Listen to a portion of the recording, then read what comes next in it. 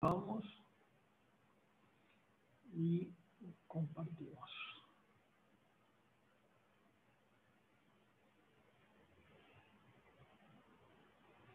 Bueno, nosotros, ¿están viendo ahí mi pantalla?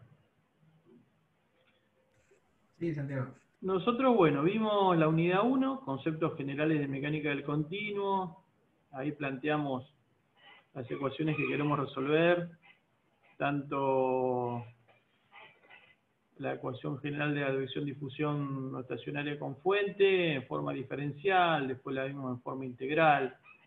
Ustedes resolvieron varios casos ahí, advección pura con fuente, sin fuente, advección-difusión, difusión pura con la solución de D'Alembert. Fuimos haciendo algunos paralelos con los problemas, con problemas de ingeniería, ¿no? Como el problema que es el calentamiento de una barra, el de la refrigeración o la climatización de un ambiente. Vimos ejemplos de calentamiento puntual, como si fuera una soldadura. Vimos el clásico problema de difusión, advección de difusión de un contaminante en un río. ¿Sí? Con varios ejemplos, diferentes ejemplos, fuimos llevando un poco a la realidad los modelos que estudiamos, ¿no? Obviamente esas ecuaciones diferenciales tampoco es que salieron de la nada. Hay ecuaciones diferenciales que vamos a decir sí salen de la nada, que por ahí son planteos que desde el punto de vista matemático se hacen y desde el punto de vista matemático también se resuelven, pero estas ecuaciones en general surgen, las ecuaciones de la ecuación general de advección-difusión no estacionaria con fuente surge de un análisis físico que tiene que ver con el balance de una cantidad transportada por advección y difusión. Es decir, son ecuaciones diferenciales motivadas por problemas físicos, ¿no? Que después, bueno, fueron resueltas algunas por personas que se dedicaban a la física o a veces a la física y a la matemática. Después los matemáticos por ahí encontraron propiedades de esas soluciones, formalizaron la solución, ¿sí? Entonces se empieza a generar todo un trasfondo más matemático de la cosa que le da sustento al modelo, ¿no? Pero muchas veces hay muchas ecuaciones diferenciales que han nacido puramente de un análisis físico. La ecuación de la membrana elástica, la ecuación de la barra vibrante, la cuerda vibrante, las mismas ecuaciones de Navier-Stokes también. ¿Sí? Son ecuaciones de gente curiosa desde el punto de vista físico ha planteado como ecuaciones diferenciales a partir de balances diferenciales, por ejemplo, de masa y de cantidad de movimiento. Uno llega a una ecuación que se expresa en términos de derivadas parciales, por ejemplo. Pero después, la existencia y unicidad de las soluciones de esas ecuaciones, en algunos casos está demostrada y en otros casos no, digamos. O sea que no hay, algunas veces hay una formalidad matemática que todavía no se ha conseguido, ¿no? Eso no quita que uno las puede usar, porque en definitiva las ecuaciones, como habíamos dicho, los modelos que se generan a través de las ecuaciones, en realidad son válidos si tienen capacidad predictiva desde el punto de vista físico. Es decir, si uno obtiene una solución, por ejemplo, por un método numérico o para un caso simplificado, y esa solución después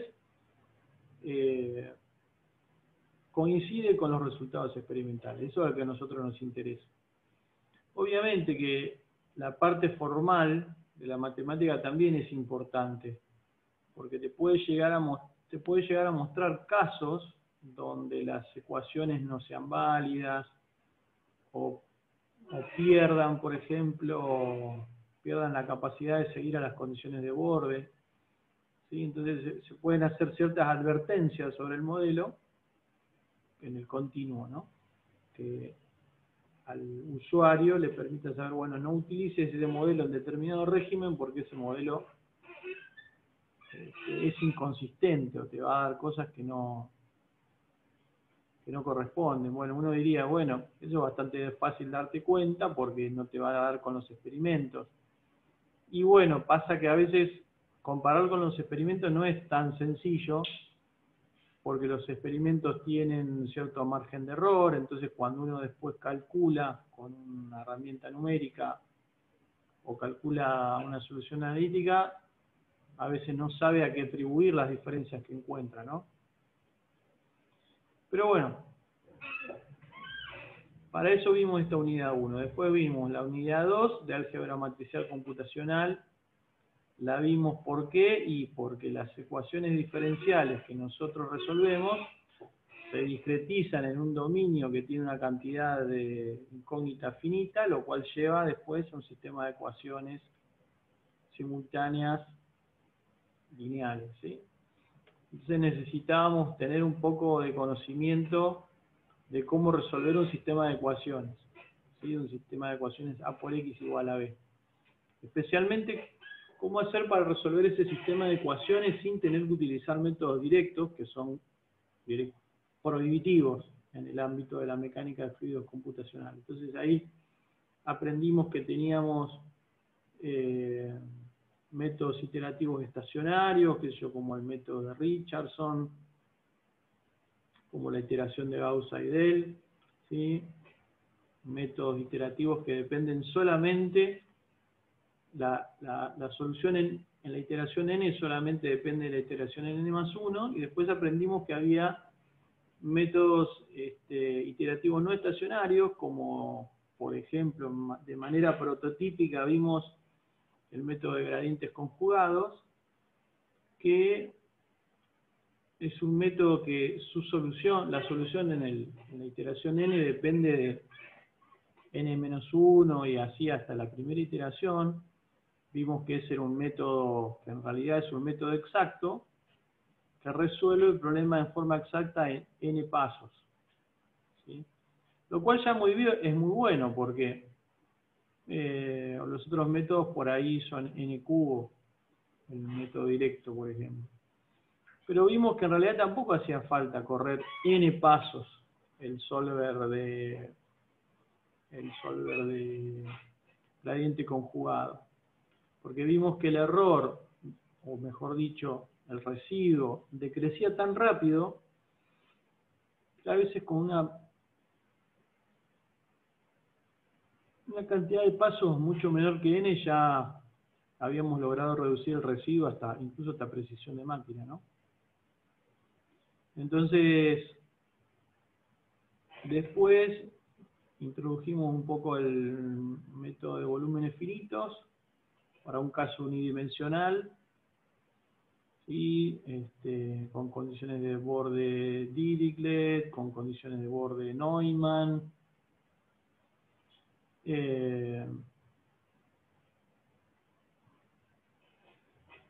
Jugamos un poco con esto. Entonces después nos fuimos a difusión en medios continuos, que en definitiva es como una extensión de lo que vimos al principio del curso, donde vimos algunas soluciones más, como era el caso de la difusión transitoria con fuente, ¿sí? Vimos que eso era una serie de Fourier, etc. Vimos también el problema de modelo, el problema de modelo de difusión, que era aquel problema en donde uno resolvía la difusión cuando la condición inicial era una delta de Dirac, ¿sí? La concentración de un contaminante, etcétera, en un punto era muy alta y de pronto eso comenzaba a difundir. Y nos dimos cuenta que esa solución conformaba lo que se llama el kernel de difusión y que nos permitía resolver el problema de la difusión en dominios sin fronteras para cualquier condición inicial, ¿sí? Entonces después dijimos, bueno, ahora vamos a trabajar con la discretización del problema de difusión por el método de volúmenes finitos, pero para un caso general, 2D, 3D, etcétera, ¿no? Y para eso directamente utilizamos una herramienta, en este caso Simscale, ¿no? Y tuvimos varias clases comparando lo que nos daba Simscale contra lo que nos daban nuestros propios códigos de volúmenes finitos en 1D, resolvimos problemas 2D, 3D, con condiciones de borde Dirichlet-Neumann, con fuente, sin fuente, problemas en el tiempo, utilizamos geometrías que tenían formas arbitrarias en 3D, que estaban inspiradas en problemas reales, que es un codo con dos bridas, un múltiple de escape, ¿sí? Entonces, bueno, de acá lo que nos queda por ahora es hacer la entrega del primer parcial, ¿no?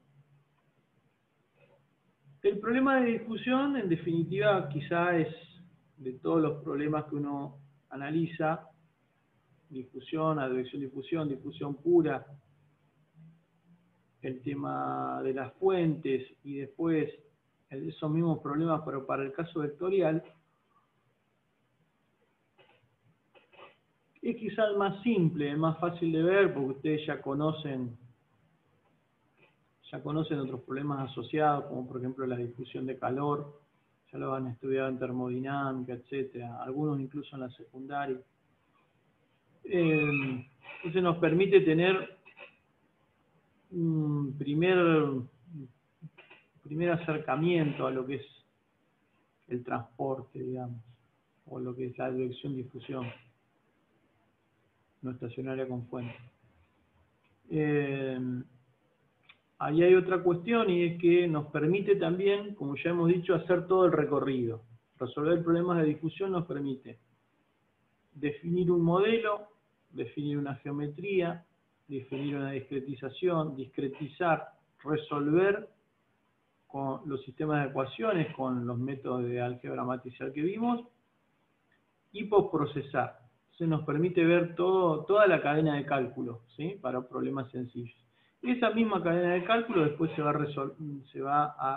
a repetir con otros problemas físicamente más complejos y particularmente con la mecánica de fluidos, ¿sí? Entonces, si bien es un problema sencillo, como habrán visto, nos ha llevado a la mitad del año.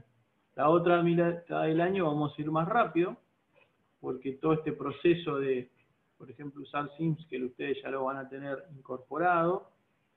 Lo que vamos a ir agregando paulatinamente es más física, digamos. Entonces, para lo que nos queda del año, fíjense que hasta ahora vimos 5 unidades, y para el resto del año nos quedan 4. ¿Sí? Nos queda advección, difusión en medios continuos, que es lo que vamos a ver hoy un poquito. Y la parte de volúmenes finitos, que en realidad está, o sea, la discretización del problema de advección-difusión, que en realidad está en el apunte que ya vimos de volúmenes finitos, está a continuación. ¿Sí? Después la parte de advección pura, el año pasado la dimos, incluida en otras unidades, así que no pusimos material específico, y después terminamos ya con fluidos. Bien, entonces, ¿alguna pregunta hasta acá?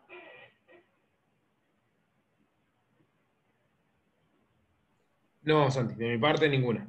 Ahora igual vamos a repasar un poco de advección, ¿no es cierto? Ahora vamos a hacer la parte que les había dejado para ver los videos. Vamos a dar la parte de advección-difusión. Vamos a ver la parte de advección-difusión en medios continuos primero, y después vamos a ir introduciendo poco a poco la parte de cómo discretizar eso.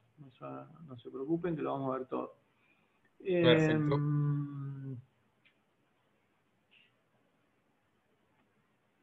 Bueno, vamos a ir por ahí. Vamos a ir por ahí.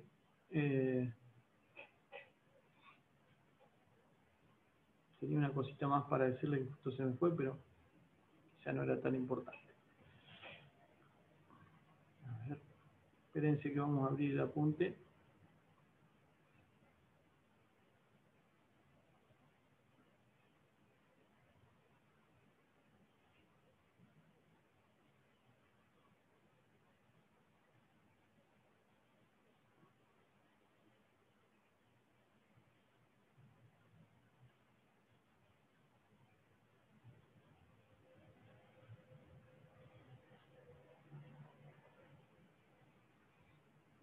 Déjenme que lo voy a compilar.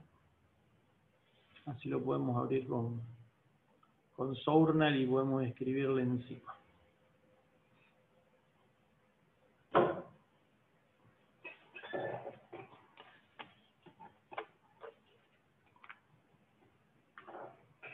Bueno, nosotros la parte de dirección-difusión en medios continuos ya la habíamos comentado la vez pasada. Ustedes hicieron un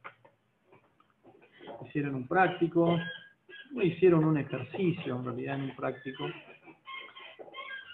Ahora les comparto, esperen. Ahí estamos, ¿eh? Entonces, como dice acá, vamos a plantear, a ver, ¿está? Dice, en nuestro primer análisis de la ecuación general de advección-difusión no estacionaria con fuente, uno de los casos estudiados correspondió al problema modelo de advección-difusión estacionaria unidimensional sin fuente. ¿Sí? Es decir, ¿se acuerdan que la primera guía que ustedes resolvieron ahí una serie de ecuaciones a mano? Había un caso donde se le decía, bueno, tomar la ecuación general de advección-difusión no estacionaria con fuente, resolver el caso en donde el término temporal no está, el término fuente no está. ¿Sí? Entonces, ¿qué les queda?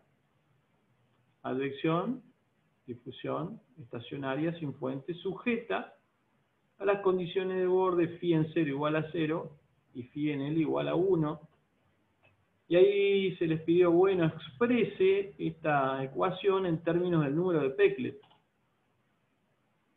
¿Sí? Entre la primera y segunda guía. Entonces, en un momento les pedí, bueno, resuelvan este problema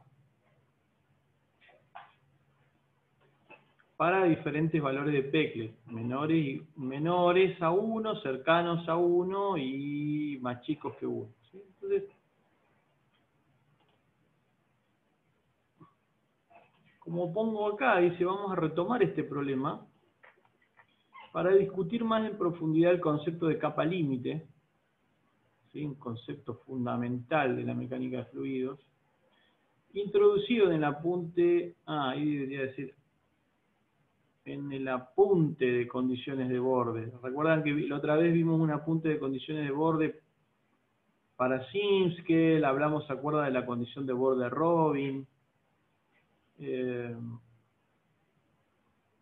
En ese apunte habíamos hablado de un poquito de la capa límite, pero más que nada desde el punto de vista, vamos a decir, más práctico.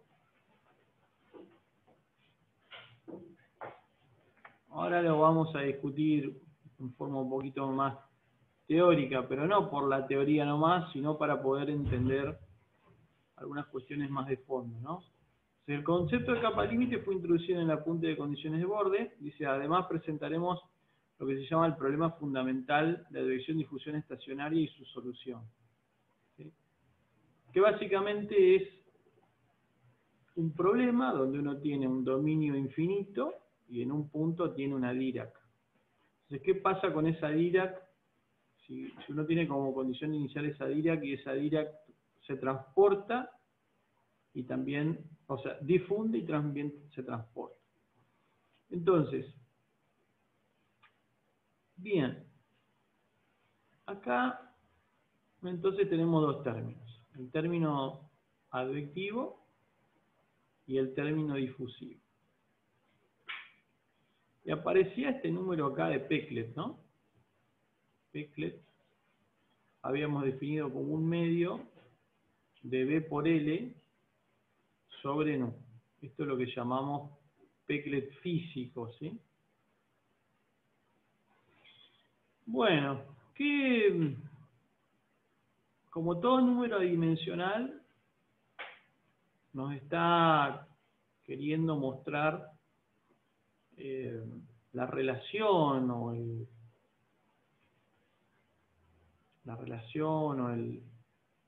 balance entre dos fuerzas dominantes o entre dos fenómenos preponderantes. ¿Cuáles serían acá esos dos fenómenos y cómo se manifiestan?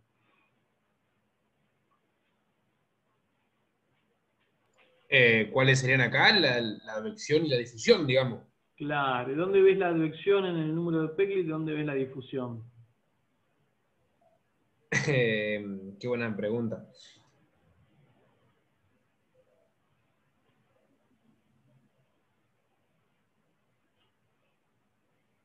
Cualquiera puede responder, ¿eh? Matías, Y Tomás. bueno, y la advección la tendrías arriba y la difusión abajo, digamos. Por eso tenés el nu abajo y la velocidad arriba con la longitud. Claro. Uno arriba tiene la velocidad, la longitud se pone por cuestiones de unidades, para que B por L te den las mismas unidades que nu, y abajo tenés la difusividad, ¿no? Entonces, ahí se están midiendo, es como que se están midiendo una a la otra, la advección y la difusión, ¿no? Entonces, en la medida que el Peclet es alto, es porque o bien la parte advectiva es muy alta, o bien la difusión es muy pequeña, y viceversa. Si el Peclet es chico, es porque la velocidad es chica o la nu es muy grande, ¿no? Entonces, ustedes habían hecho este dibujito. Por ejemplo, acá, en la figura 1 tenemos tres casos, ¿no? Tenemos Peclet igual 0,1. Acá tenemos Peclet igual 1. Y acá tenemos Peclet igual 10. ¿Sí? Supongamos que dejamos siempre la difusión constante. Si dejamos la difusión constante, lo que estamos aumentando es la B, básicamente, ¿no? Porque el dominio es siempre el mismo, por lo menos para el caso del Peclet físico. Entonces, aumentar el Peclet implica, vamos a poner acá, si no es constante, aumentar el Peclet implica aumentar B, ¿sí? Y aumentar B implica que el viento, que en este caso vamos a decir viene del lado izquierdo, es cada vez más intenso, ¿sí? Entonces, al ser cada vez más intenso, la condición de borde que está puesta acá aguas arriba es arrastrada hacia abajo. Pero como después tenemos que satisfacer esta condición de borde que tenemos acá, la solución sí o sí tiene que ascender para para cumplir la condición de borde. Y entonces aparece esta zona en donde hay un gradiente muy alto entre el valor que arrastra, vamos a decir, la advección y el valor que se tiene que cumplir por la difusión. Y es acá donde aparece esta capa límite, ¿no?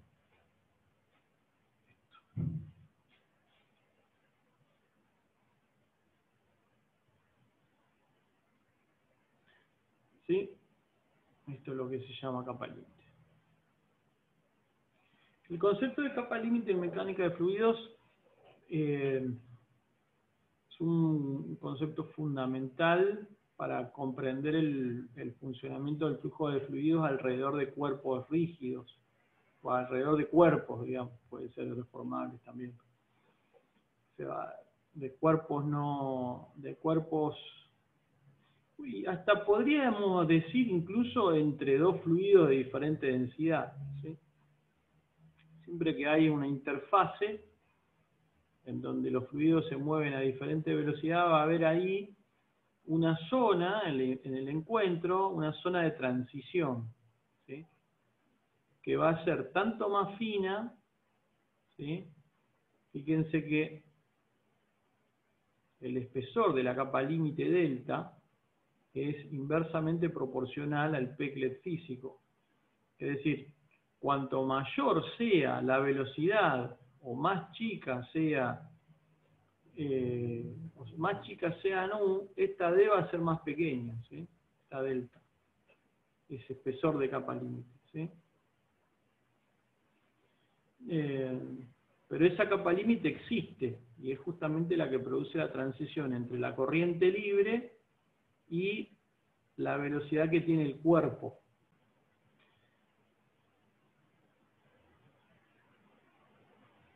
A ver, ¿dónde está grabando esto? Ah, te lo sigue grabando sobre el mismo. Buenísimo. Bueno, entonces, continúo compartiendo acá el software.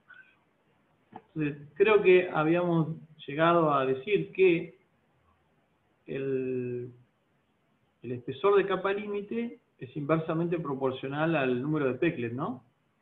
Entonces, en la medida que la velocidad es mayor o la viscosidad es menor, esa capa límite es más chica. Lo importante es que esa capa límite siempre está. Y es importante tenerlo en cuenta, ¿sí? A veces en problemas de aerodinámica externa, vamos a decir, aerodinámica externa de vehículos, ya sea de calle o de competición, o aviones, o cosas por el estilo, submarinos, lo que quieras, barcos, esas capas límite son finas, pero existen, y hay que tenerlas en cuenta. El concepto de capa límite no es un concepto que fue fácil que aparezca en la mecánica de fluidos. Es más, había dos escuelas clásicas de la mecánica de fluidos, la mecánica de fluidos teórica, que trabajaba con flujo potencial y con cosas por el estilo, y la mecánica de fluidos más experimental, que, bueno, hacían experimentos en canales, etcétera, y había como un punto en donde esas dos corrientes de trabajo no se ponían de acuerdo, y era por el tema de los experimentos. Entonces ahí aparece la famosa paradoja de D'Alembert, si lo pueden buscar en internet, en donde la teoría predecía una cosa y la práctica, los experimentos predecían otra. Y bueno, todo eso, esos dos enfoques no se ponían de acuerdo porque todavía no se conocía la teoría de capa límite, ¿no? El que estuvo con ese tema de la teoría de capa límite fue von Karman, y bueno, hubo otros, Blasius, etcétera, que comenzaron a comprender que cerca de las fronteras los fluidos tomaban la velocidad de la frontera. Eso quizá desde el punto de vista experimental ya se conocía, pero bueno, se fue formalizando hacia lo que hoy conocemos como condición de borde de adherencia, ¿no? ¿Sí? En donde sabemos que el fluido se adhiere a la frontera, ¿no? En muchas condiciones se adhiere a la frontera, toma la velocidad de la frontera. Entonces, justamente esa adherencia es lo que está representado acá con esta condición de borde, de que x igual a 1, phi vale 1. Es decir, uno en todo el dominio sigue la solución que te viene dando la advección, pero sobre la pared vale la condición dada ahí, en donde en x igual a 1, phi es 1. Entonces hay que realizar una transición. Bueno, esa transición te la da la difusión, ¿sí? La difusión es la que permite que exista esa transición. Si no hubiera difusión, no habría transición. ¿sí? Digamos que un poco porque a la advección no le importa lo que haya en la derecha, digamos. En este Exactamente, caso particular, le importa solamente la izquierda. exactamente. La advección, como ustedes ya han estudiado, la ecuación de advección es una ecuación de primer orden, es una ecuación diferencial de primer orden que requiere una sola condición de borde y esa condición de borde es aguas arriba. Entonces, si, si la velocidad es de izquierda a derecha, la condición de borde que vale es esta.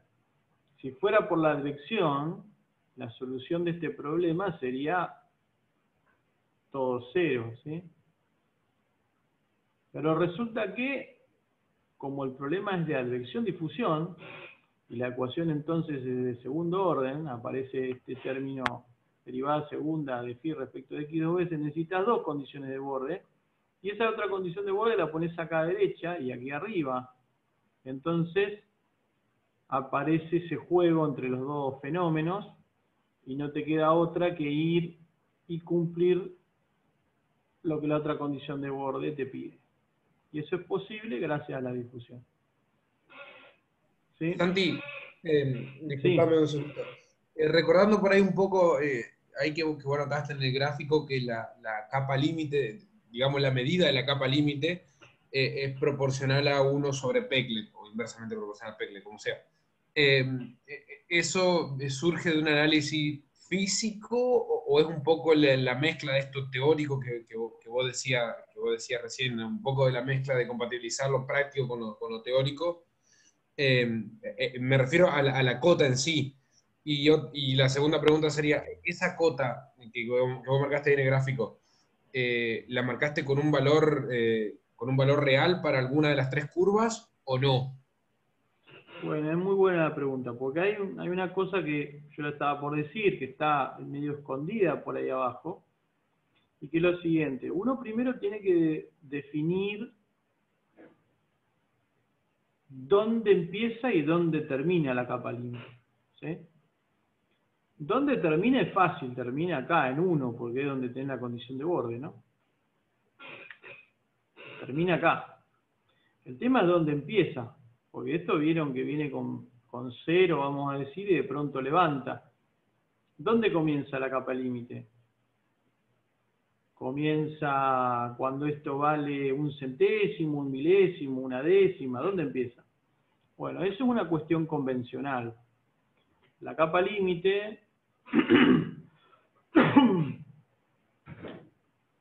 este punto es el punto, es el x tal que phi sea 0,01 por phi del borde, ¿sí? Es una cuestión convencional. Cuando yo supero o cuando yo alcanzo el 1% del valor que tengo acá, ¿sí? Entonces ahí digo que comienza la capa límite. Cuando llego al 100% termina. ¿Tá? En el caso que fuera al revés, que yo en el borde, por ejemplo, para un caso de mecánica de fluidos típico, que la B acá es 0, y acá afuera tengo una corriente libre, B igual BL, la capa límite la defino donde B es el 99% de BL, ¿sí? Digo, bueno, ahí termino mi capa límite y de ahí para arriba ya considero corriente libre. Entonces este es mi delta. ¿Sí? Eso vamos a decir, es lo que uno podría medir experimentalmente. Decir, bueno, yo no sé, hago un experimento en túnel de viento, mido la velocidad a diferentes alturas respecto de la pared, y entonces experimentalmente determino que ese delta es 1 metro, por decir algo. ¿Y cómo sé que es 1 metro? Y porque al metro tengo el 99% de la corriente libre. ¿Está? Eso si haces un análisis de las cantidades experimentales y ves cómo varían estas cosas, te vas a dar cuenta que justamente el espesor este delta es más chico en la medida que ves más grande. ¿Sí? En la medida que ves más grande, la capa límite, vamos a decir, se aplasta contra el se aplasta contra la pared. ¿Sí? O que la nube es más chica. ¿Está? Eso desde el punto de vista experimental. Y desde el punto de vista del modelo, bueno, esto también se ve, esta proporcionalidad que yo planteo acá, delta es proporcional a 1 sobre el Peclet, esta proporcionalidad se obtiene justamente aumentando B, haciendo que el Peclet sea cada vez más grande. Lo que te vas a ir encontrando es que esta capa límite te queda cada vez más pegada a la pared, ¿no? Es lo mismo que estábamos diciendo acá a la izquierda. ¿Responde tu pregunta? Vamos a decir acá. Perfecto, perfecto, perfecto. Y me gusta eso de que, o sea, de que, bueno, ante la falta de acuerdo, decir, bueno, perfecto, el 1% es el quiebre entre el flujo que analizamos y la capa límite. Es convencional eso. Es convencional. Claro. Vamos a decir, bueno. Porque, ¿saben por qué es convencional? Porque esta evolución acá es tipo logarítmica o exponencial en cierta manera, ¿sí? Hay como un acercamiento asintótico. Entonces, en realidad, la teoría que te dice que en realidad no alcanzas nunca la velocidad de la corriente libre. Entonces, como no la alcanzas nunca, como es asintótico, tenés que decir, bueno, hagamos una cosa. Hagamos así, cuando lleguemos al 99% de la corriente libre, ahí termina la capa límite. Ok.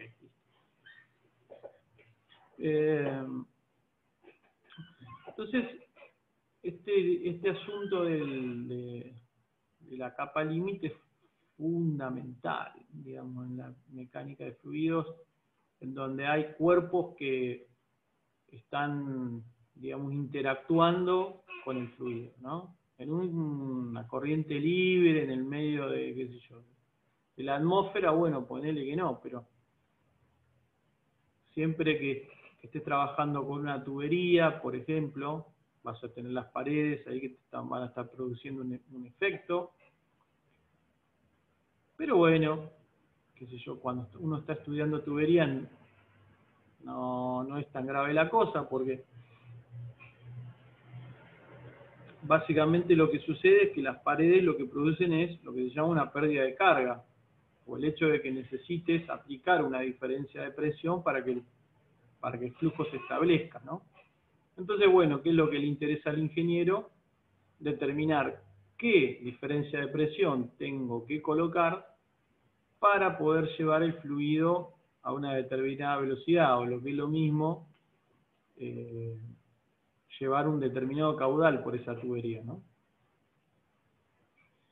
Entonces vienen las preguntas, bueno, si la tubería es de acero es una cosa, si es de hormigón es otra, si el acero está bien pulido es una cosa, si es de hierro fundido y está oxidado es otra, etcétera, ¿no? Va cambiando ahí el tema de la pérdida de carga, ¿no? Entonces aparece este concepto de velocidad económica, digamos que siempre que uno transporta un fluido por una tubería, está visto que llevarlo muy despacio no es óptimo, y llevarlo muy rápido tampoco. ¿Sí? ¿Y de dónde viene la optimicidad, digo, el grado óptimo? Bueno, ustedes ya a esta altura del partido se deben haber dado cuenta que algo en ingeniería se considera óptimo primero cuando cumple los requisitos desde el punto de vista de ingeniería, y es óptimo desde el punto de vista de la forma, etcétera, ¿no? Pero uno termina de cerrar la calidad de óptimo de algo cuando es lo más barato posible, ¿sí? Entonces la variable pesos, digamos, es una variable que en ingeniería es fundamental. Entonces, el caso de la velocidad económica tiene que ver con eso, digamos, es la velocidad que te permite llevar el fluido, en definitiva, con el menor gasto de energía necesario, es decir, poniendo la bomba más chica. Entonces, en tuberías tiene el tema de capa límite va por ese lado. si la capa límite cubre las rugosidades de la tubería o no las cubre, etc. Bueno, ahí aparece el Lavaco-Rouse. No hay mucha historia con eso. Pero cuando las capas límites ya tienen, cuando se ponen en juego capas límites térmicas de cantidad de movimiento, ya la cosa es un poco más difícil, ¿no? Cuando uno quiere hacer transferencia de energía, por ejemplo, entre una pared caliente y un fluido que la refrigera, o viceversa, ¿sí? Donde vos querés, es decir, si vos querés sacar energía del sólido y transferirla al fluido, o al revés, del fluido al sólido, bueno, la cosa ya es un poco más difícil. Aparecen, como decía, capas límites térmicas y capas límites de cantidad de movimiento. También hay situaciones óptimas, hay capas límites turbulentas y capas límites no turbulentas. Tenés que ver en dónde te conviene más trabajar. En general, utilizar una capa límite turbulenta es mejor, porque básicamente mezcla más. Esto lo charlamos la vez pasada. Ahí aparece, como les digo siempre, los clásicos problemas de aletas, ¿no? Problemas de aletas que tienen que ver con aire acondicionado, la refrigeración del motor,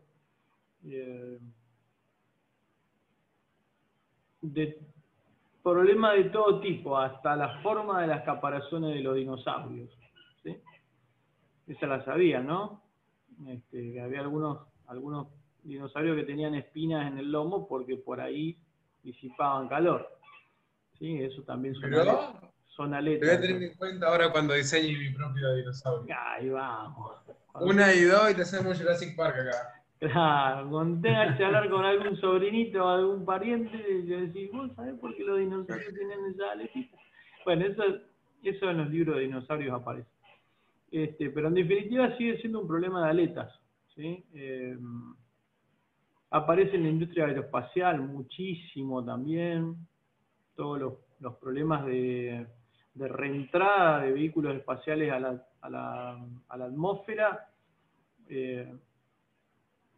Ahí hay una relación entre el flujo compresible del aire en los bordes de ataque de los dispositivos espaciales que reentra. Ahí hay una compresión muy grande del fluido, que eso produce temperaturas grandes. Bueno, hay que ser capaz de soportar esas temperaturas por causa con los sólidos que recubren las cápsulas. A veces usan piezas de cerámica, a veces utilizan otro tipo de piezas. Después está el hecho de que cuando estás en el espacio, las zonas que están expuestas al sol están a muy alta temperatura y las zonas que están en la sombra están prácticamente a 0 grado absoluto. ¿Sí? Entonces aparecen ahí sistemas de refrigeración y calefacción, por ejemplo, de la electrónica que va en los dispositivos espaciales. Entonces aparece por todos lados, en todas las industrias, en la industria automotriz, en la industria de los aires acondicionados, de las computadoras, aparece en todas partes. Ustedes dirán, bueno, pero ¿para qué tanto divague? Que no sé qué. Bueno, si ustedes se fijan en SIMSCALE, muchos de los problemas que se resuelven con SIMSCALE son problemas de flujo acoplado térmico. De hecho, SIMSCALE tiene un módulo especial para eso que hace transferencia de calor conjugada, ¿sí? Entonces, aparte, en la formación del ingeniero mecánico, este es un asunto clave, digamos. Bien, entonces en todos esos fenómenos aparece la capa límite, ¿sí? Entonces hay que entenderla, tanto la capa límite de momento como la capa límite térmica, ¿sí? Lo que estamos viendo acá más bien sería una capa límite térmica, porque es de una cantidad escalar, pero lo mismo aplica a las capas límite de cantidad de movimiento, que serían las que se ven en mecánica de fluidos. Bien. Entonces, como dice acá, tal como se ve en la figura, a medida que el número de Peclet aumenta, la solución se vuelca hacia el lado derecho, ¿sí? Venimos hacia acá. Tenemos esta solución, después un poquito más advectiva, un poco más advectiva la que está original y un poco más la que está en magenta, ¿no? Si vemos la definición del número de Peclet, en este caso calculado con la longitud característica del dominio, medio de B por L sobre nu, vemos que valores más altos del número de Peclet implican velocidades de detección altas o difusividades pequeñas, problemas, como habíamos dicho, los habíamos llamado eminentemente advectivos, y viceversa para el caso del número de Peclet pequeños, problemas eminentemente difusivos. Como todo número dimensional, el número de Peclet pone de manifiesto la competencia de dos fenómenos, en este caso la advección y la difusión, que es algo que comentamos antes. Dado que B es mayor que 0, se produce entonces el transporte de los valores fijados para phi por la condición de borde de aguas arriba del dominio, eso también lo dijimos. El viento, vamos a decir entre comillas, transporta este valor 0 dentro del dominio. Al mismo tiempo, la difusión tiende a generar una variación lineal entre los valores fijados en ambos extremos. En la competencia de estos dos fenómenos se encuentra la solución del problema. En la medida que la advección es mayor, y por lo tanto el número de Peclet, la solución tenderá a tomar los valores de la condición de borde aguas arriba del dominio, es decir, tenderá a valer 0 dentro del dominio. Pero bueno, 0 hasta donde puede, porque en un momento tiene que ir y satisfacer la condición de borde que está fijada del otro lado. ¿Sí? Sin embargo, como pusimos acá, dado que hay una condición de borde fijada aguas abajo, phi en 1 igual a 1, la solución deberá tomar ese valor. Cuando los valores del número de Peclet son altos, la variación de phi desde el valor de la solución dentro del dominio al que se impone en la condición de borde aguas abajo es alta, y se encuentra contenida, esa variación se encuentra contenida en una zona conocida como capa límite, ¿sí? De espesor delta, que es proporcional a 1 sobre Peclet físico. Entonces, ¿qué es la capa límite? Justamente es la zona donde se produce la variación de la cantidad desde el valor en la corriente libre, en este caso es 0, hasta el valor impuesto por la condición de borde. Eso es lo que se define como capa límite. ¿Sí? La región, el lugar geométrico de los puntos que nos dan la transición entre el valor de la corriente libre y el valor impuesto por la condición de borde.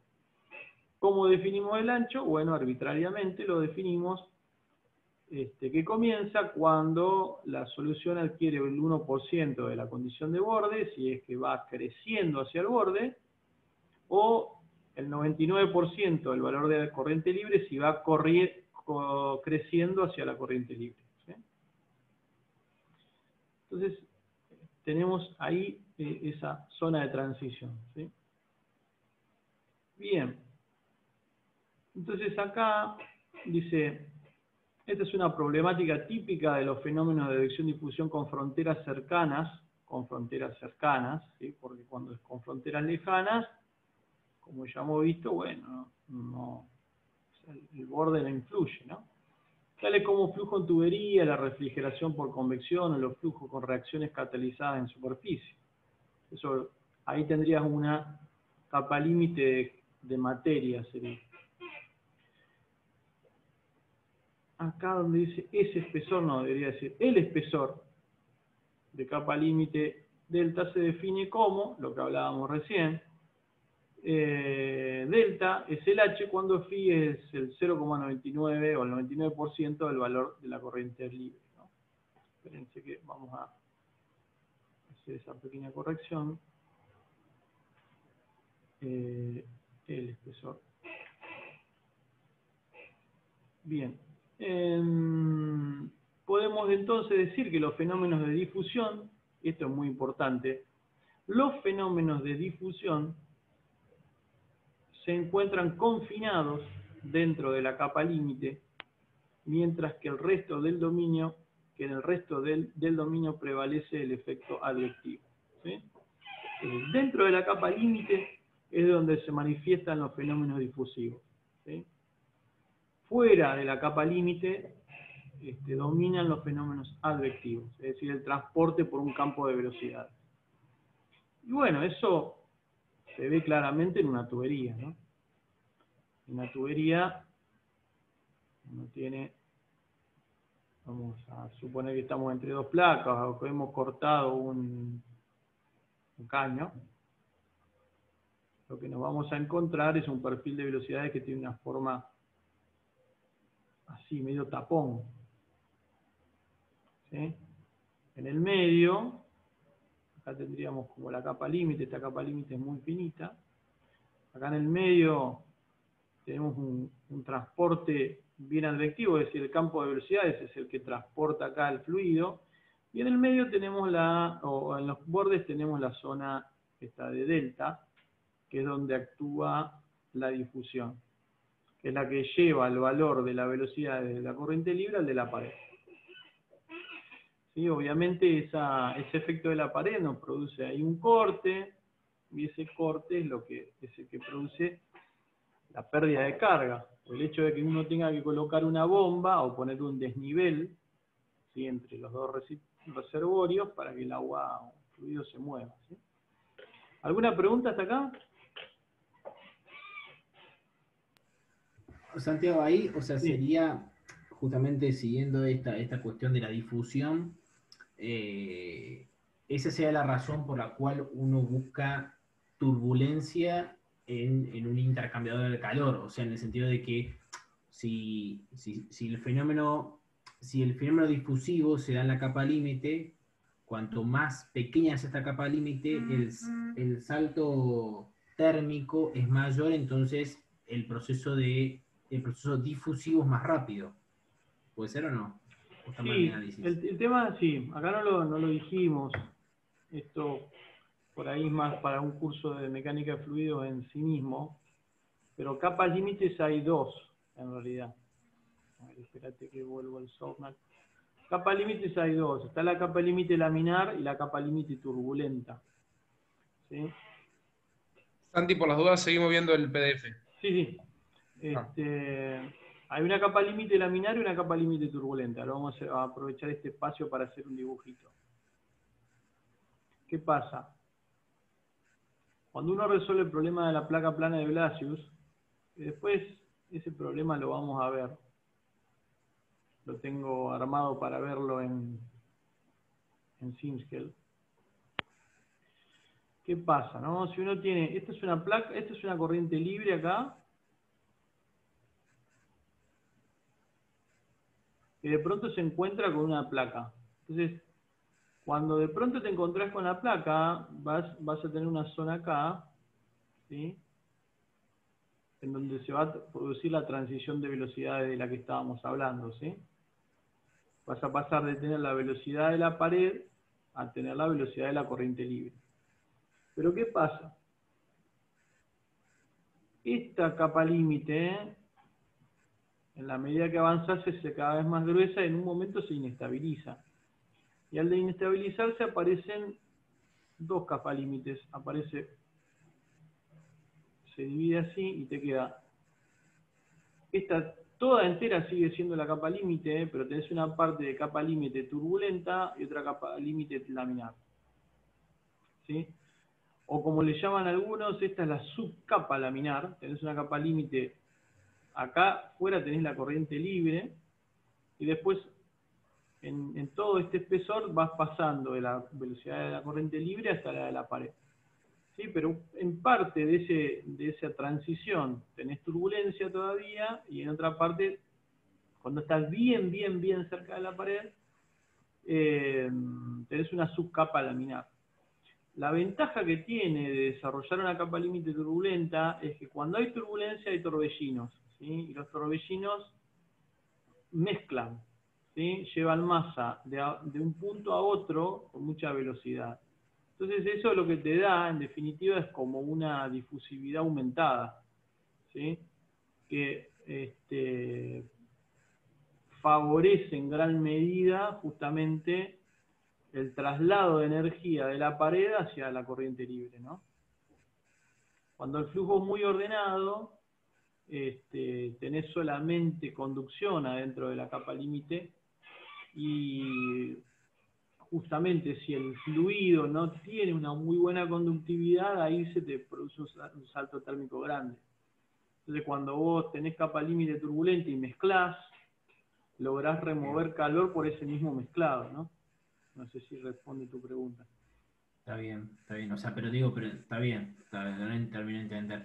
Pero digo, pero y sin llegar a esa condición turbulenta, manteniendo un estado laminar, si Sí, yo logro reducir esa capa límite, por ejemplo, con la viscosidad, supongamos que estamos trabajando en un estado que sigue siendo laminar, no aparecen estos fenómenos turbulentos, y por X motivo logro que el fluido, por ejemplo, tenga menos viscosidad. Entonces, bueno, pasa que ahí en la viscosidad estaríamos hablando de la...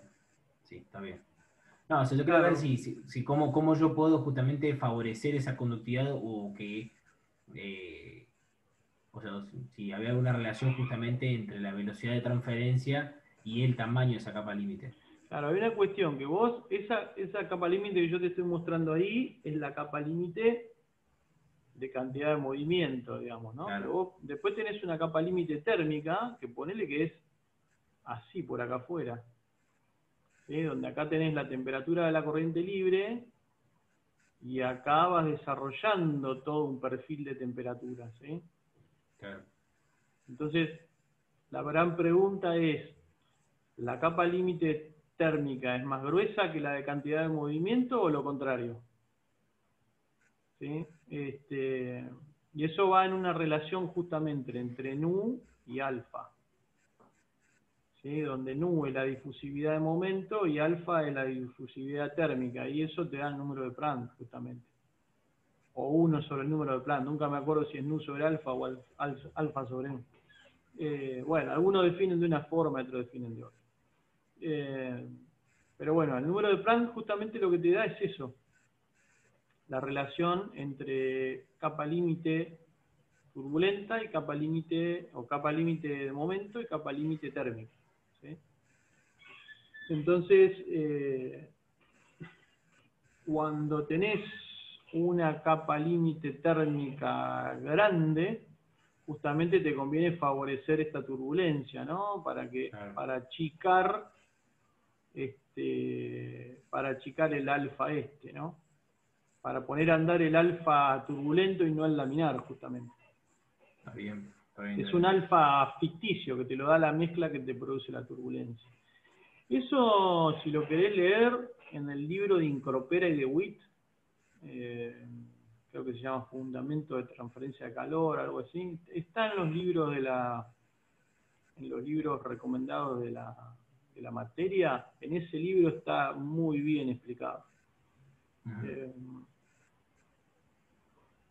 Sí, sí, sí. sí, es, Parece que es un fenómeno que combina, bueno, sí, el número Prandtl muestra eso, combina la cuestión térmica, el flujo calórico con un flujo, con una cantidad de movimiento. Entonces tenés claro, y lo mismo te con velocidad de fluido. pasa con el mismo análisis, pues si vos cambias el alfa por otro número que sea la difusividad de materia, con lo mismo podés analizar el hecho de que, por ejemplo, en este borde tuvieras una concentración de un contaminante que está migrando o que está difundiendo hacia la corriente libre. Claro. Bueno, vas a tener una frontera o sea, vas a tener una capa límite de materia y una capa límite de cantidad de movimiento. Y ahí tenés que ver cuál de las dos prevalece, digamos. Ujú. Eso en el curso de doctorado que damos de esto mismo que vemos acá, en algunas ocasiones hemos dado ejercicios de eso, de hacer un análisis ahí, calcular el Prandtl, etcétera. Eh, Esto normalmente ya para problemas de ingeniería conocidos está analizado y aparece el número de Nusselt ahí, y hay correlaciones que te dan cuánto vale el número de Nusselt. Para casos teóricos ese número de Nusselt se puede calcular, y para casos prácticos hay correlaciones o tablas que te dan justamente ese equilibrio entre la capa límite térmica y la de momento y la capacidad que tenés de remover calor de la pared.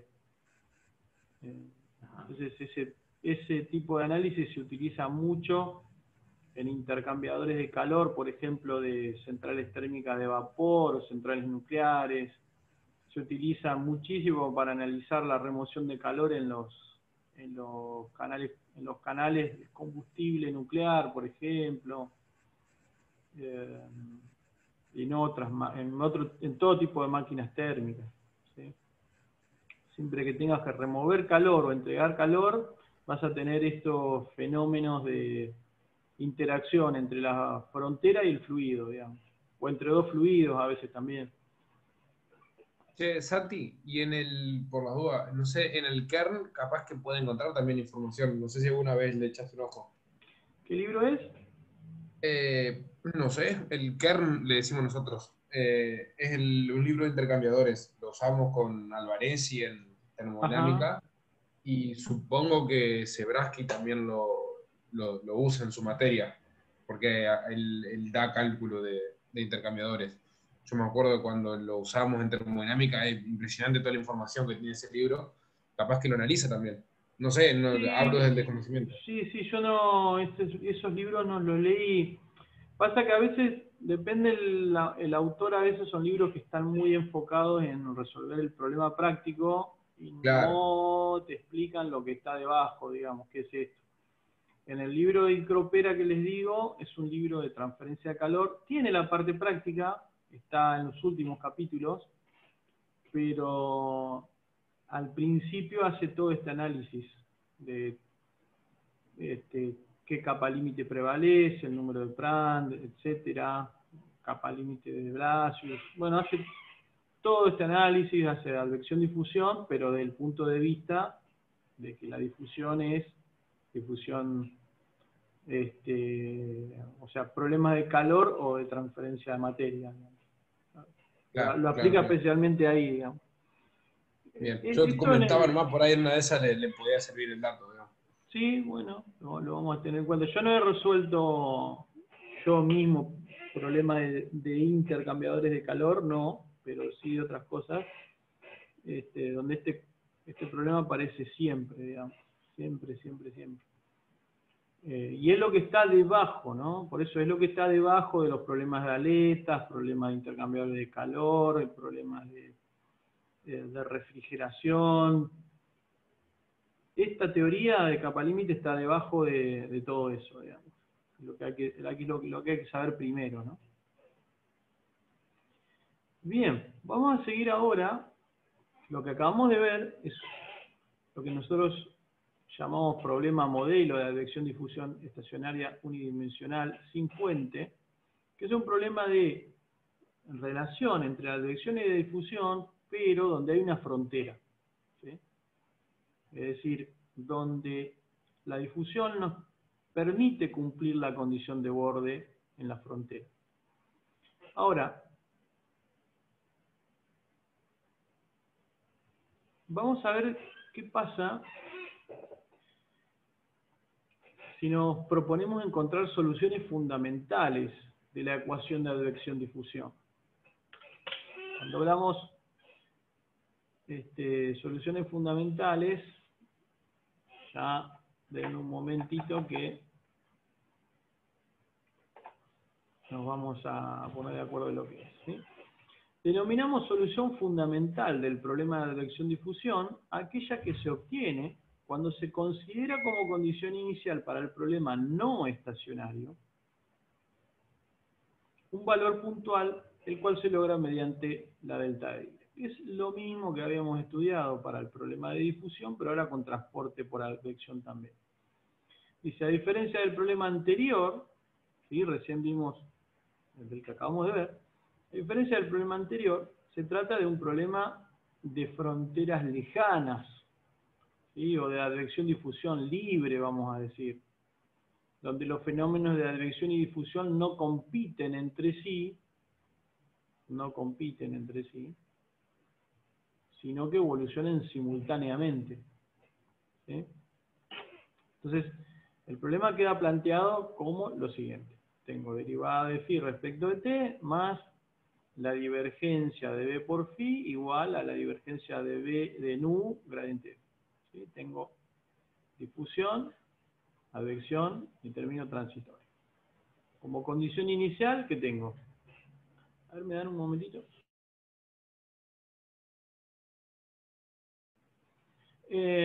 Como condición inicial, ¿qué tenemos? Bueno, la Dirac, como habíamos tenido antes. Y fíjense la solución que nos da.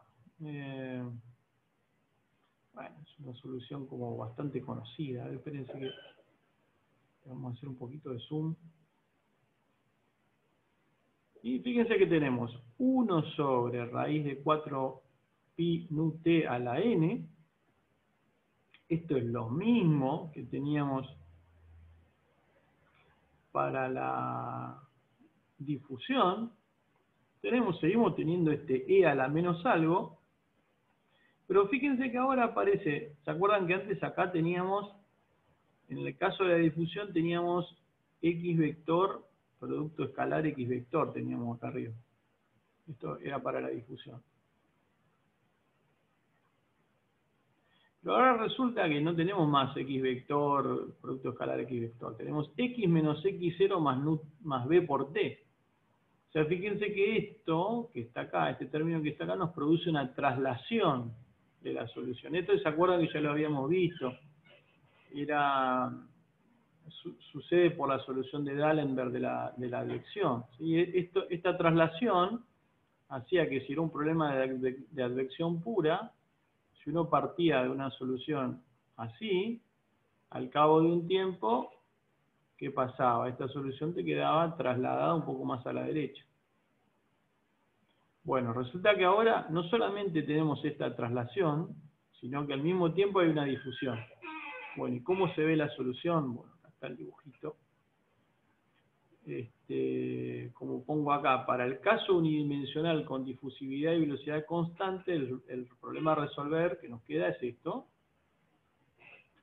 Siendo su solución, esto que tenemos acá, dice, como se ve, la solución es similar a la del problema fundamental de difusión, con la diferencia que la solución no solo difunde, ¿sí?, sino que también se traslada con la velocidad v. Para fijar ideas podemos comparar esta solución con el transporte y difusión de una concentración de un contaminante en un río, que partiendo de una condición inicial de alta concentración en un punto, luego se difunde y traslada debido a la velocidad del flujo del agua. El mismo efecto se ve con los torbellinos producidos al pasar un flujo por una reja en el borde de salida de un perfil al arco, ¿sí? Entonces, si lo que estamos transportando son torbellinos, también aparece un problema de advección-difusión, ¿sí? Los torbellinos también se transportan y difunden. Eso es muy interesante. Y un ejemplo del comportamiento de la solución se observa en la figura 2. Vamos a achicar un poquito. Para el caso de difusión pura, tendríamos las líneas finas, ¿sí? Si uno tiene difusión pura y uno comienza, vamos a decir, con la Dirac, entre comillas, comenzaríamos con esto. Al cabo de un tiempo, ustedes ya hicieron el ejercicio, la solución difunde en el mismo lugar, ¿sí? El pico de la solución se vuelve más chico y se difunde hacia los costados, se forma tipo una campana de Gauss. Y al cabo de otro tiempo mayor, esto se baja aún más y difunde más hacia los costados. Ahora bien, si además de difusión tenemos transporte, no solamente la campana se va a ir difundiendo, sino que al mismo tiempo que difunde se va trasladando, ¿sí? Entonces, lo que vemos es esta misma campana que teníamos acá, difundida, pero al mismo tiempo trasladada. Y a un tiempo mayor, otra vez vamos a tener esta campana que tenemos acá, difundida y trasladada, ¿sí? Y bueno, eso es todo lo que tenía para decir de la advección-difusión del problema fundamental, ¿no? Se difunde, como habíamos visto antes, y también se traslada. Entonces, ¿cuál es el problema que tienen para hacer acá? Es, bueno, para un dominio que va entre menos 10 y 10 y menos 10 y 10, presentar la solución del problema fundamental de advección-difusión para 3 tiempos distintos, tal que se aprecie el efecto de la difusión y la advección.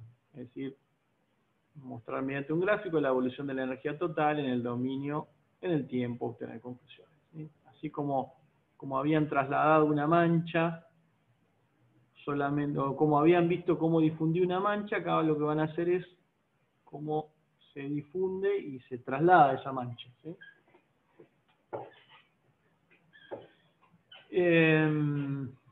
No sé si hay alguna pregunta acá.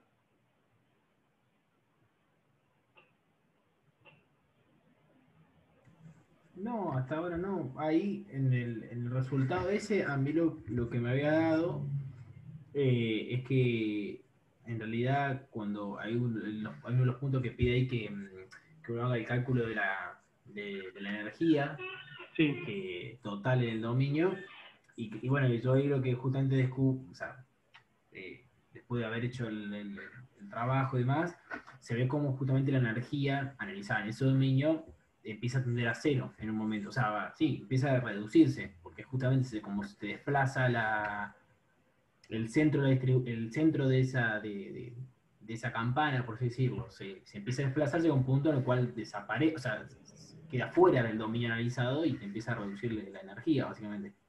claro, exactamente. Si uno hace ese problema de advección-difusión, donde la campana difunde y se traslada, como uno lo resuelve dentro de un dominio que no es infinito, en un momento la campana se te va del dominio.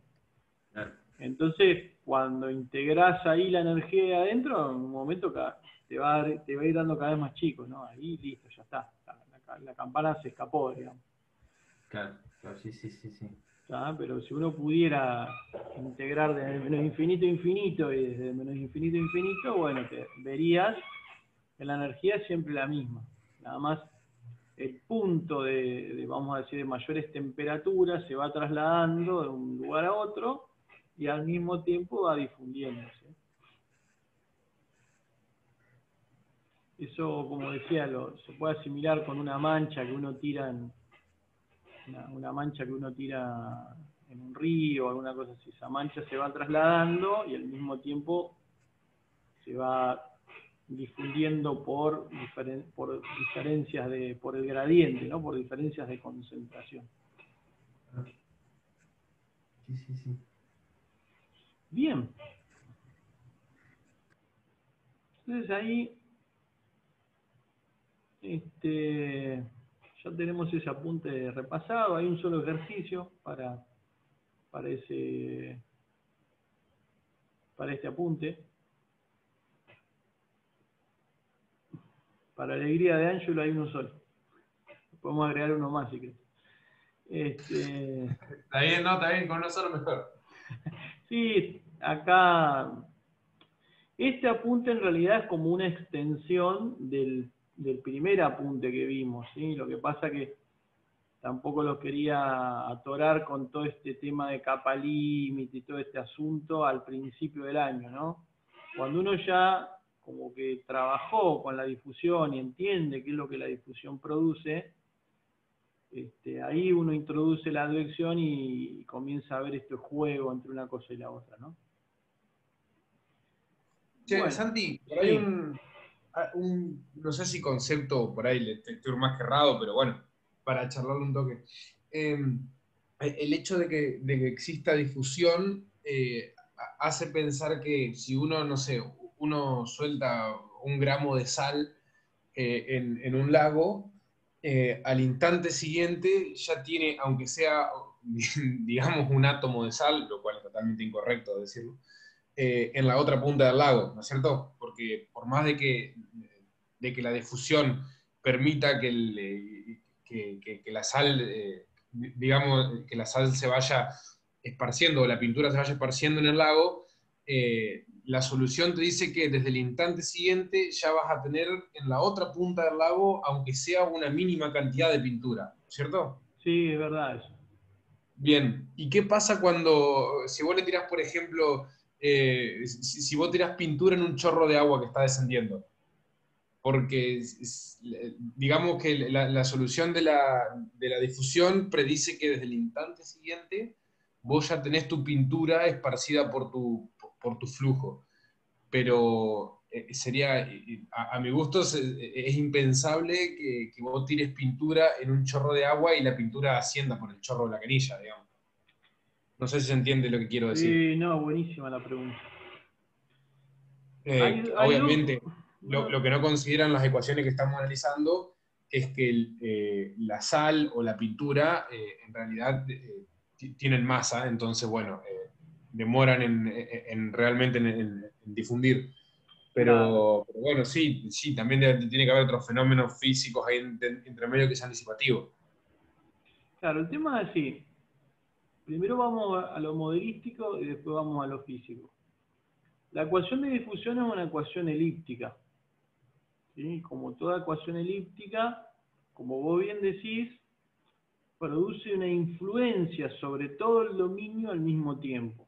¿Sí? Cuando vos resolvés una ecuación elíptica, por ejemplo, y más que nada cuando resolvés la ecuación elíptica, no es una ecuación elíptica, que es la difusión, eso produce al cabo de un tiempo una influencia sobre todo el dominio, sobre todo hasta el infinito, ¿sí? Obviamente, cada vez con una concentración más chiquita, ¿no? Pero el modelo predice que hay influencia sobre todo el dominio al mismo tiempo. Una muy pequeña influencia, pero hay una influencia, ¿sí?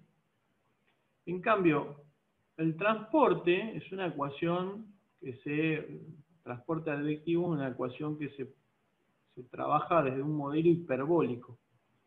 El modelo hiperbólico implica que hay un viaje, que hay una onda, ¿sí? Y hasta que la onda no llega, vos no ves nada, ¿sí? Entonces,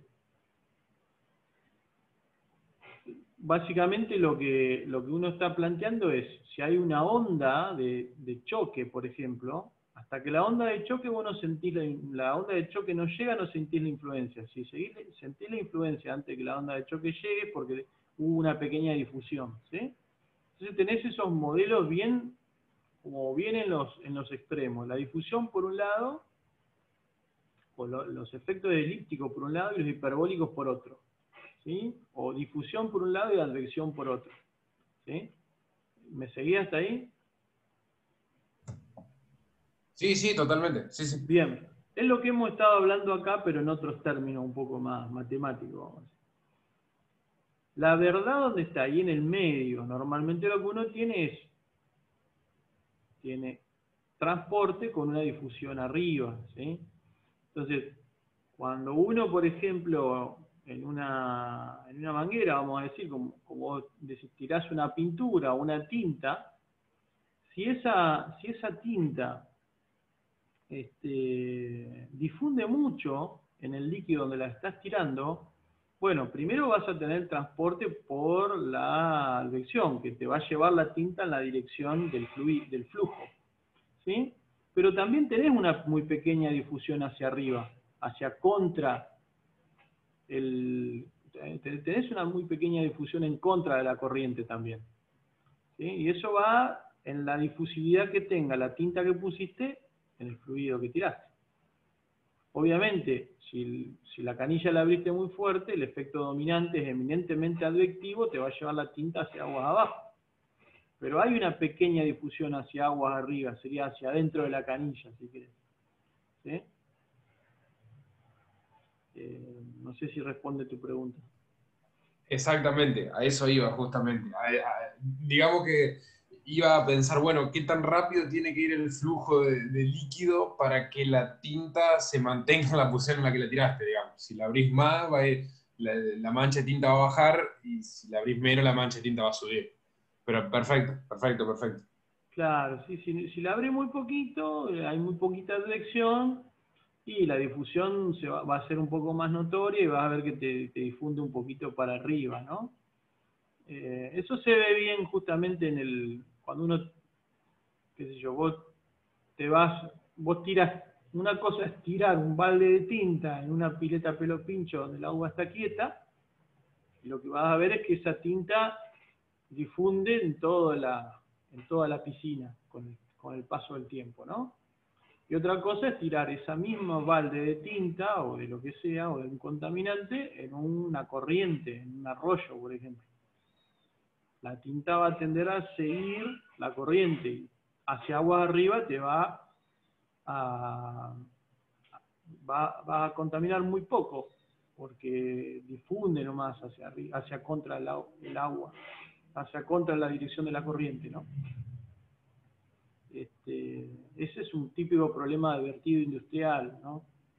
Nosotros, por ejemplo, ahí en el CIMEC hicimos un trabajo para una empresa de Ramallo, que tenían un problema de contaminación visual, porque ellos volcaban en el río Paraná un efluente que ya estaba tratado suficientemente, o sea que desde el punto de vista ambiental no era contaminante, pero contaminaba con un color, es decir, hacía que el agua del río Paraná cambiara de color. Entonces, ¿qué pasaba? Ellos volcaban sobre el río Paraná y el agua, justamente por una cuestión de advección, iba en la dirección de la corriente. E iba mojando o iba coloreando todo lo que había del punto de vertido hacia aguas abajo. Entonces, si había, por ejemplo, algunas caletas donde guardaban lanchas o cosas así, esa mancha oscura se metía ahí. Y justamente en esos lugares, en algunos de ellos, la mancha entraba por difusión, porque no había una corriente neta hacia adentro de esos remansos, sino que simplemente había un efecto de que había menos concentración y por difusión esa mancha iba apareciendo dentro de esos espacios, ¿no? Esa mancha continuaba avanzando hacia aguas abajo hasta que de pronto llegaba a una zona que en la ciudad había una playa. Entonces vos lo que veías cuando estabas en la playa era el agua del río, en vez del color que tiene que tener, era más oscuro, tiene un color artificial, ¿no? Entonces lo que hubo fue un trabajo para realizar una remediación desde el punto de vista de la contaminación visual, digamos. Entonces lo que nosotros hicimos fue calcular dónde poner la tubería para que el mezclado con el río Paraná, o sea, justamente la difusión turbulenta, fuera suficientemente grande para que la concentración disminuyera de color, disminuyera muchísimo. Y vos no te dieras cuenta que estabas volcando algo, digamos. Y bueno, la empresa nos propuso un punto nuevo de volcado que estaba basado sobre una extensión que habían hecho de la tubería, y nos dijeron, bueno, si nosotros ponemos la tubería ahí, ¿es suficiente? Bueno, nosotros relevamos el río Paraná en toda esa zona, obtuvimos una geometría, lo mismo que ustedes hacen en Sinkel, obtuvimos una geometría. Sobre esa geometría calculamos, hicimos mecánica de fluidos, es decir, calculamos el campo de velocidades, y una vez que teníamos el campo de velocidades, que lo dejamos congelado, resolvimos advección-difusión. Advección con el campo de velocidades que teníamos y difusión con la difusión física, molecular sería, más la difusión turbulenta dada por los torbellinos que se producen dentro del flujo.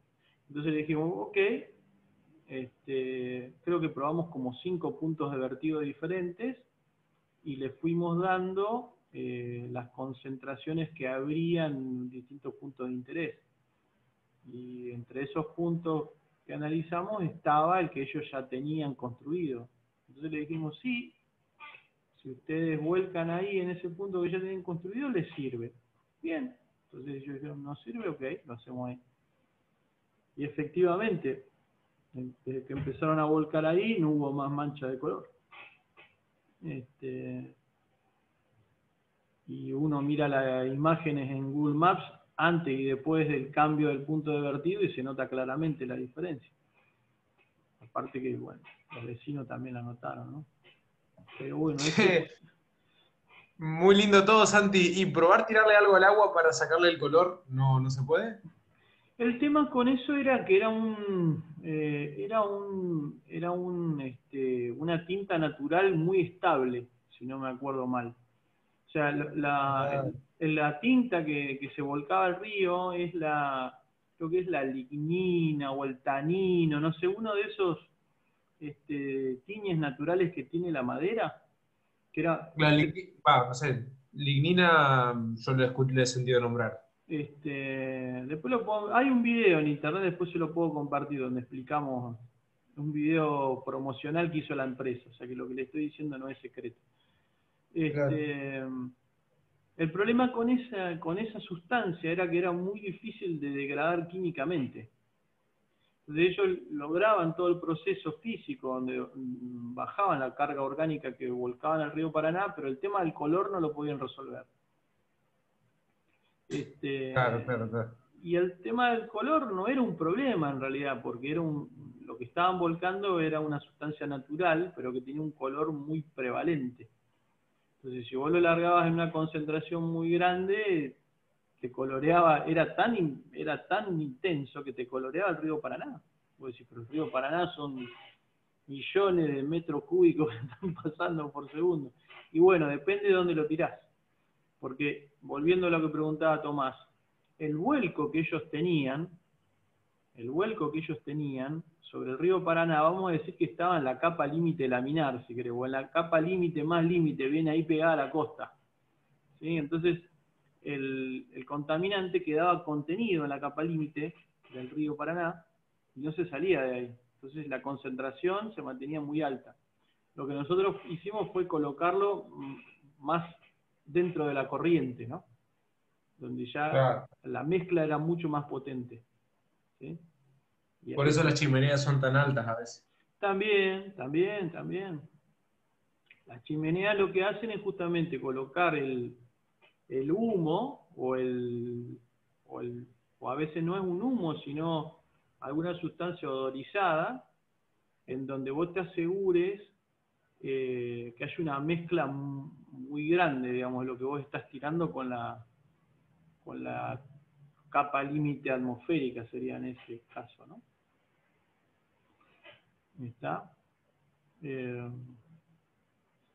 Y así también hay plumas de calor, hay plumas de muchas cosas, digamos. Y los problemas de plumas son problemas clásicos de la ingeniería ambiental, digamos. Plumas de olor, plumas de calor, plumas de humo, ¿sí? Plumas de alguna cosa contaminante, digamos. Siempre se apela en esos casos al mezclado, a bajar la concentración, en definitiva. Obviamente que vos no podés volcar cualquier concentración que se te ocurra esperando que la naturaleza lo diluya suficientemente. A veces te dicen, no, bueno, de cierta concentración para abajo, digamos. Bien. No, vale ni hablar, pero es interesante tenerlo en cuenta porque es una aplicación más que posible para nosotros. Sí. Después, bueno, a ver, ustedes dicen, bueno, pero me estás hablando de que en un río, qué sé yo. Bueno, ojo, porque cuando vos tenés, por ejemplo, un codo mezclador, ¿sí? ¿Un codo mezclador qué es? Es un codo de una tubería, es una tubería para fijar ideas, no sé, pongámosle 4 pulgadas, una tubería de 4 pulgadas que de pronto tiene un codo, y en una parte del codo entra una cañería más chiquita. ¿Sí? Bueno, eso es lo que se denomina un codo mezclador. Bueno, un codo mezclador, justamente, por ejemplo, puede ser un codo mezclador de corrientes con 2 temperaturas distintas. ¿Sí? Llevándolo más al plano de un problema de ingeniería mecánica. Un codo mezclador es un típico artefacto que se utiliza para mezclar 2 corrientes. ¿Sí? Le hago un dibujito acá. Uno tiene una tubería de sección, vamos a decir, grande, que esto venís con un fluido, qué sé yo, T igual 10 grados, y después de acá abajo entrás con una tubería con T igual 100 grados. ¿Sí? Bueno, esta pieza, este codo mezclador,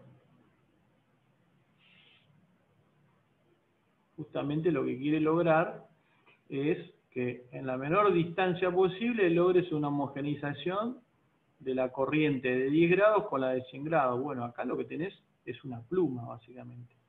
Estás inyectando un fluido acá a una determinada temperatura y una corriente con otra temperatura. No es en la atmósfera, sino que es adentro de un caño. ¿Sí? Entonces acá, esto, bueno,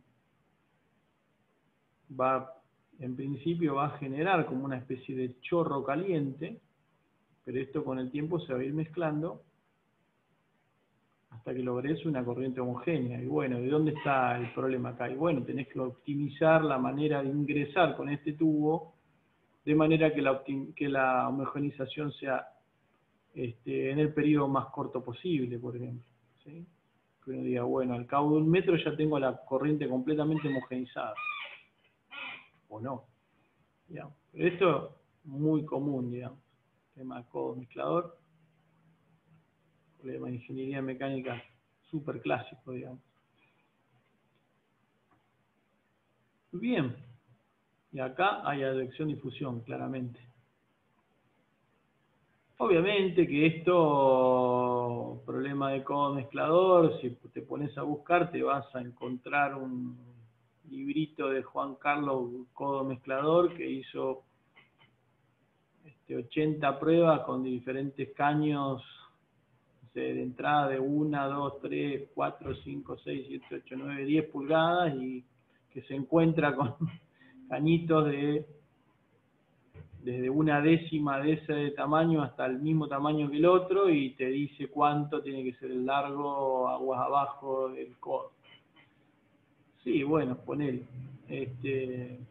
Pero cuando te encuentres con una geometría que no es la que te dio Juan Carlos Codo Mezclador, sonaste.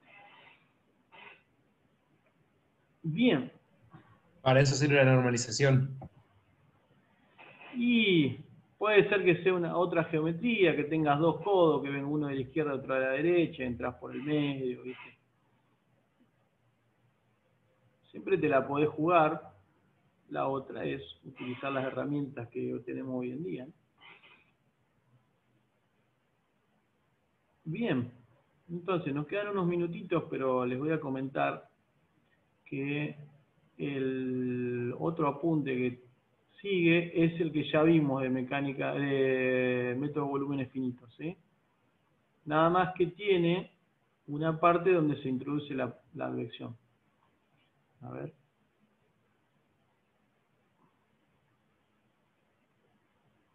Hoy fue bastante charlado, más que nada para introducir bien el concepto de la advección y el conjunto de la advección con la difusión. Porque por algo lo vemos así, vemos difusión pura por un lado, advección-difusión lo vemos como una cosa en particular. Y después advección pura, solamente advección, cuando uno dice la difusión es despreciable, se ve aparte. Porque cada uno tiene sus como cuestiones específicas o particulares. Entonces nosotros de este apunte habíamos visto imposición de condiciones de Borde-Neumann, ¿sí? Esta parte de los términos advectivos la habíamos salteado, ¿sí? Y nos habíamos ido directamente a la discretización del término temporal, o lo que es la forma semidiscreta, ¿sí? Esto lo habíamos visto solamente para la difusión, pero no importa, porque después cuando incorporemos la advección sale derecho, digamos. Y una vez que terminamos esto, aparece este concepto ya de advección-difusión numérica, que es lo que vimos hoy, pero desde el punto de vista numérico, concepto de monotonicidad, que algunas cosas por ahí dijimos, y la difusión numérica. Esto ya lo vamos a saber después de las vacaciones, ¿sí? Y después, la parte del teorema de Godunov, todo esto ya es de advección pura, ¿sí? Así que bueno, de acá lo que podemos decir es que todo comienza con la adición de los términos advectivos, ¿sí? Es decir, bueno, uno de la ecuación que habíamos llegado, la ecuación discreta, esta que teníamos acá, ecuación 6, nosotros lo que sabemos, lo que hemos logrado discretizar hasta ahora, que es el término temporal, la fuente y la difusión. Ahora nos queda ver qué hacer con la advección, ¿sí? Esta sumatoria sobre todas las caras de B por phi en la cara, que viene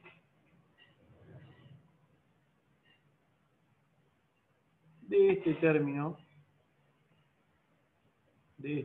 advectivo, en donde el transporte estaba dado justamente por B por phi, ¿sí?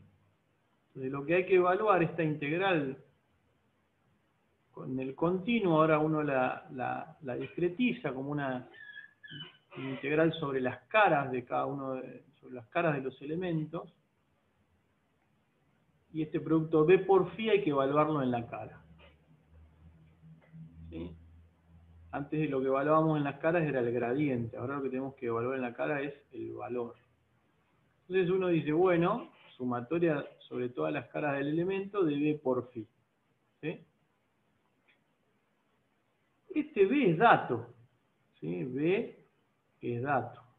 Entonces ese B lo podemos calcular en cualquier lado, en la cara por ejemplo, o bien calculamos el valor de la velocidad a partir de los valores en el centro de celda.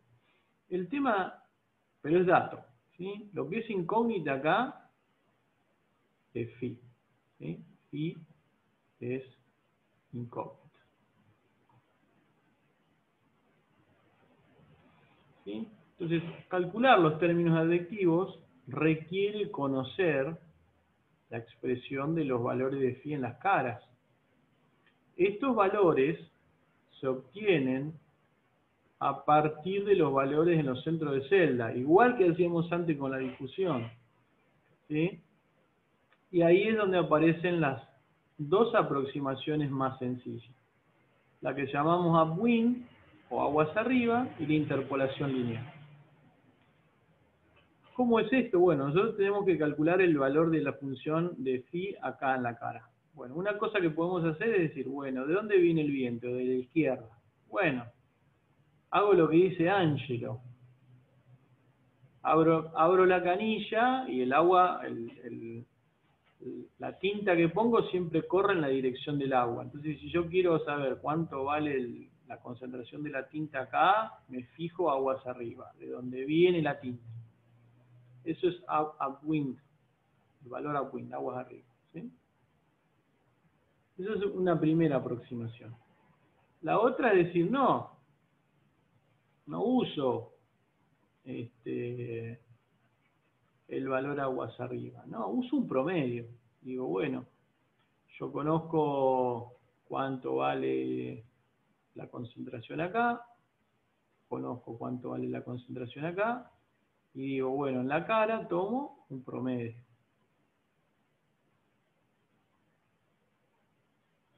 Pregunta para terminar, ¿qué ventajas y desventajas le ven a cada método? ¿A tomar el valor aguas arriba o tomar una aproximación por interpolación lineal?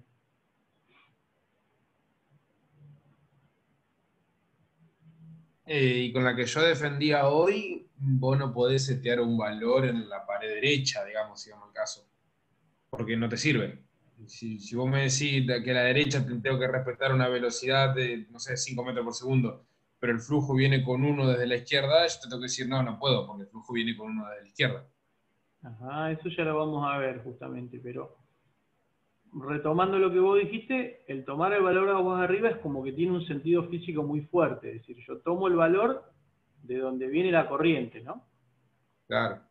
¿Tá? Tomo el valor en la cara acá, lo tomo siempre mirando hacia donde viene la corriente. ¿Y cuál sería la ventaja de tomar el promedio? Y que ahí sí vos podrías, o sea, vos ahí sí tendrías que tener en cuenta lo que estás imponiendo en la pared. Entonces, digamos que vos le podés asignar así una condición de borde en esa pared. Te da la posibilidad de asignarlo. En Y cambio, en el otro método... eso lo vamos a discutir la semana que viene, la clase que viene, que sería después de las vacaciones. Pero bueno, en cierta manera, como vos decís, tomar un promedio te permite tomar información tanto de aguas abajo como de aguas arriba como de aguas abajo, ¿no? Que en principio de aguas abajo sería como un poquito antifísico, Porque vos decís, bueno, las cosas viajan de izquierda a derecha, ¿qué me interesa lo que pasa más abajo? Y es verdad eso, pero desde el punto de vista numérico podría llegar a tener algunas ventajas. Bueno, eso se lo dejo picando para después de las vacaciones, lo charlamos ahí y nos dedicamos bien a esta parte del tratamiento del término advectivo. Así que dejamos por acá por hoy. Sigan trabajando en los problemas, como dije hoy, no se desesperen, si tienen poco tiempo, vayan haciendo lo que puedan, consulten entre ustedes, consulten conmigo, lo que vayan armando lo van subiendo, yo se los corrijo, y pronto ya les voy a subir el parcial. ¿Está bien? Bueno, excelente, Santiago, entonces. Bueno, nos estaríamos Perfecto. viendo en lo que respecta a esta materia, no me acuerdo, pero en agosto, en algún momento. Como el 9 de agosto, por ahí, algo así. Dentro de un mes y una semana. Seguramente te mandemos dudas del examen. Dale, sí, manden todo lo que quieran. Bueno, perfecto. Nos vemos. Nos vemos entonces. Adiós. Chao, hasta luego. Chao, chao. Nos vemos.